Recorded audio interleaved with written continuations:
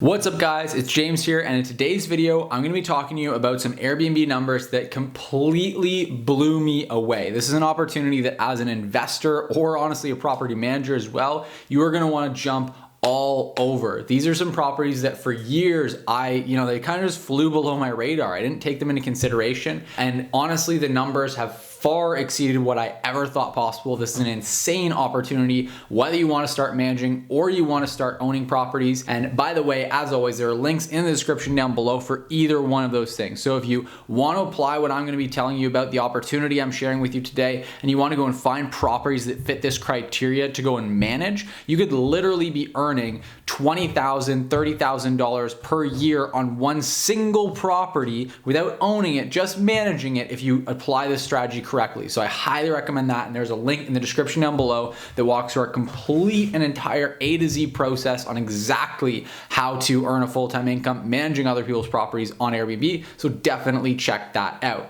Now, if you are interested in buying properties, you want to actually invest and own properties to use as a short-term rental, this is a strategy that we're using. This is the type of property that we're investing in right now, and these properties can cash flow $70,000 per year after expenses, taxes, everything on one single property.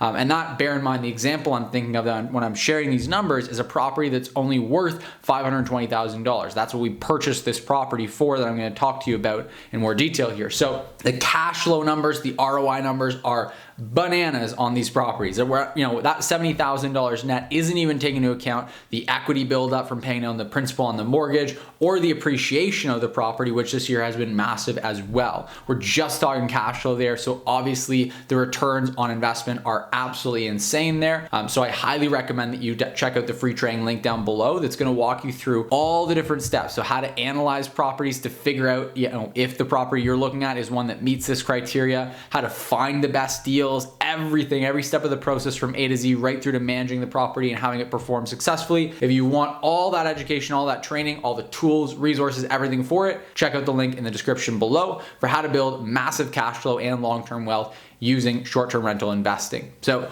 all that being said, let's dive into it and let's dissect this specific kind of niche or subcategory of properties that I have found to perform insanely well. These numbers literally blew me away. So to tell this story, I want to rewind a bit.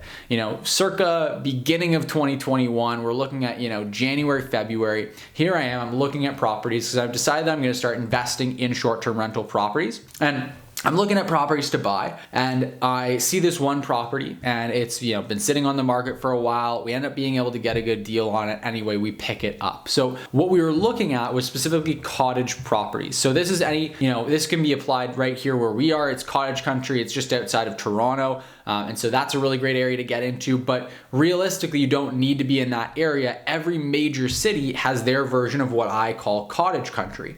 So this is the area that the people in the city actually get away to when they want to do a sort of staycation. Now, those cottage areas, and that can sometimes be by the lake, that can be out in the mountains, that can be by the river, that can just be out in the forest in a more rural setting, whatever it is. It's where the city people go to just get away and relax. Now, typically, those properties are a lot less competitive to buy. So you can get way better deals on them, and you can get some really high performing properties because a lot of people aren't using them for short-term rental. Whereas, downtown, if you look at a major urban center, a lot of those properties are overvalued because a lot of people are still deploying these types of strategies. And so you have a lot more competitive pricing. Whereas if you're going and buying a single family home that the majority of the other buyers are just looking at as exactly that, a single family home, not as an investment property, then you can get a property that you get a way better deal on than in a major urban center. So this cottage property, we projected when we ran our initial analysis that the property would bring in $80,000 a year. That would be great. Our return on investment would look phenomenal at that. We were able to buy the property for $520,000. We did a little bit of renovation.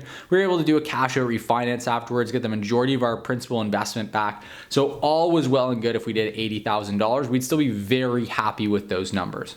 We figured the worst case scenario on this property was that it would bring in about $50,000 in annual income, which after our expenses would basically have us a little bit more than breaking even, which for a worst case possible scenario, that's exactly what we're looking for. We never want to be in a position where the property is going to cash flow negative, meaning that it actually costs us money to carry that property. So we want to make sure our downside was covered, which it was in this instance. At $80,000 a year, it made a lot of sense. And at $50,000 a year, we were still more than breaking even. So we decided to pull the trigger on it. Now, when we initially launched the property, by the time we did the renovation, we closed on the property, did the renovation, furnished it, it was about mid-June. Now, for anyone who doesn't know, mid-June is kind of the start of the high season here in Canada, and most of Canada is sort of the same high season because, as you know, being as far north as we are, we get a pretty awful winter, and so mid-June is about the time when things start to heat up and things actually end up being quite nice here. So here we are, we get our property launched in mid-June, and within a couple of days, literally within 72 hours, we had over $30,000 in bookings. Let that sink in. Now here we are forecasting our worst case scenario as $50,000 for the entire year. Our target is $80,000, and within 72 hours, we had $30,000 in bookings. Now, obviously, I understand, and a lot of you guys watching the channel will as well, if you've watched some of my other videos, that if you launch a listing on Airbnb, it's going to do better in those first few hours, those first few days of being launched than it will after that, because you get this initial boost from Airbnb. So that's fine. Fast forward, we keep going, and we're actually hitting some really good performance numbers. We're hitting $25,000, $30,000 a month in July and August, and that's really honestly way higher than we expected. So here we are by the end of August, 2.5 months after launching the property, we've got over $60,000 in total collected bookings just for those months alone. So we're almost at our goal. We're above our worst case scenario, and it's only been 2.5 months. So we've now in 2.5 months covered all the carrying costs and then some of this property for the entire year. That's pretty great. So now if we fast forward to where we are today, we're about 6 months out, and that property has just eclipsed the $100,000 point.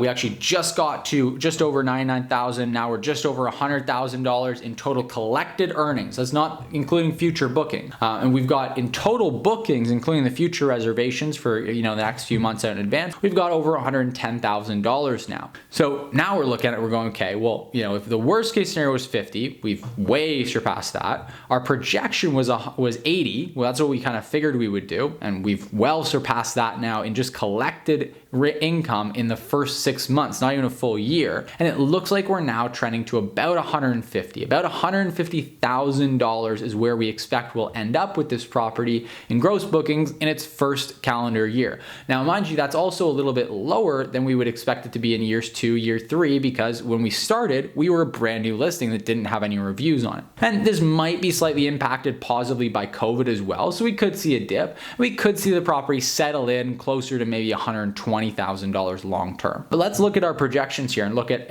what happens when you buy a property for $520,000 and then can have it actually bring in $150,000 in total annual bookings. I don't know if I made a mistake there. I meant make sure I didn't say $120,000 we bought the property for. We bought it for $520,000. So here we are. We've got this property we purchased for $520,000 that's bringing in over $150,000 in annual bookings, and that we expect conservatively now, looking at the numbers, it'll bring in consistently year over year at least $120,000 in total booking. Our returns are absolutely insane. This is blowing my mind. Like, honestly, as someone who has tons of experience with Airbnb, I've managed dozens of properties on Airbnb. I've coached hundreds of students on Airbnb. I have just never seen numbers like this. And I'm pretty happy to say that the first time I saw numbers this crazy was on a property of my own. That's pretty exciting. But the numbers of this mean that, you can literally go out and buy these properties and have enough saved up for the next down payment a year later, right?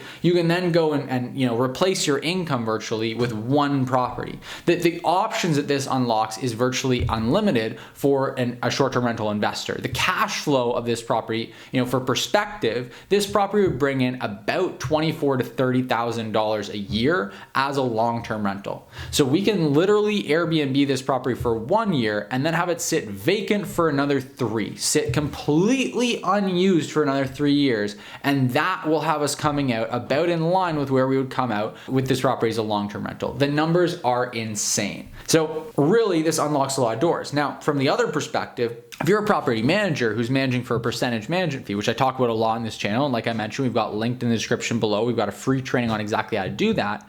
Well, suddenly if you have a property that brings in $150,000 in a year on Airbnb and you can collect 20% of that, that's $30,000. That's one property is now bringing in $30K a year, bringing in about, just shy of $3,000 per month for you. That means with 2 of those properties, 3 of those properties, you can be making a really great income. That means that 2 or 3 properties means that you can replace your income, quit your 9 to 5, and just live life on your own terms, make your own schedule, be your own boss, go and travel, spend more time with family. If I had understood this kind of, these revenue numbers were possible on properties out in more rural areas, I would have been all over that. And let me tell you, if I were starting a management company again today, this is the area that I would be focusing on. These numbers are absolutely bananas out in this area, and you can earn way more per property out managing properties in this area. It's frankly a little bit insane.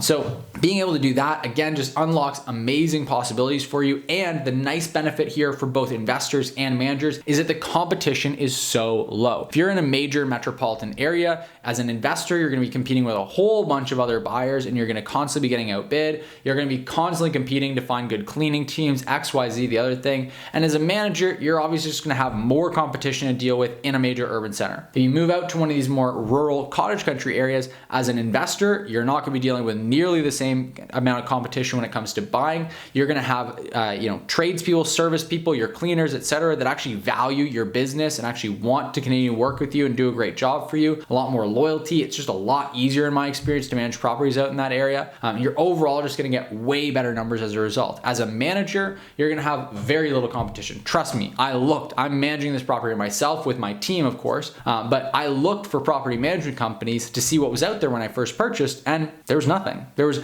3 management companies out there in the area, and 2 of them didn't believe in using OTAs, did not believe in using these platforms. They relied solely on their own website because they are just, dinosaur companies, very outdated systems, very outdated processes. They only allowed for 1-week bookings. They were super archaic. So the industry there is ripe for disruption. The opportunity is massive, and really, if I were you, I would jump on this right now. Whether you want to start managing or you want to start investing, this is the type of area that I personally am investing in, and this is where I would recommend people start looking, is these kind of secondary markets outside of the major urban centers, because that's where I've gotten incredible results and just been really floored, really blown away by the numbers. So I hope this insight's been valuable to you. If it has, give me a quick like button, hit that like button, make sure you give me some love on there. It really helps you out to get these videos in front of more people, get more traction for the channel, grow it more, reach more people, help more people. So just take a quick second, I'll give you a minute here, hit the like button, make sure it turns blue, and I really appreciate that. If you have not yet subscribed to the channel, make sure you hit the subscribe button to stay up to date with the 2 new videos we post every single week. And again, before you forget, there are 2 training videos linked in the description down below. They're completely free to register for. Whether you want to manage properties or you want to invest in properties, there is a training down there specifically for you. Gives you all training, all the resources, all the tools, everything that you need. So make sure you check that out, and I'll see you in the next video.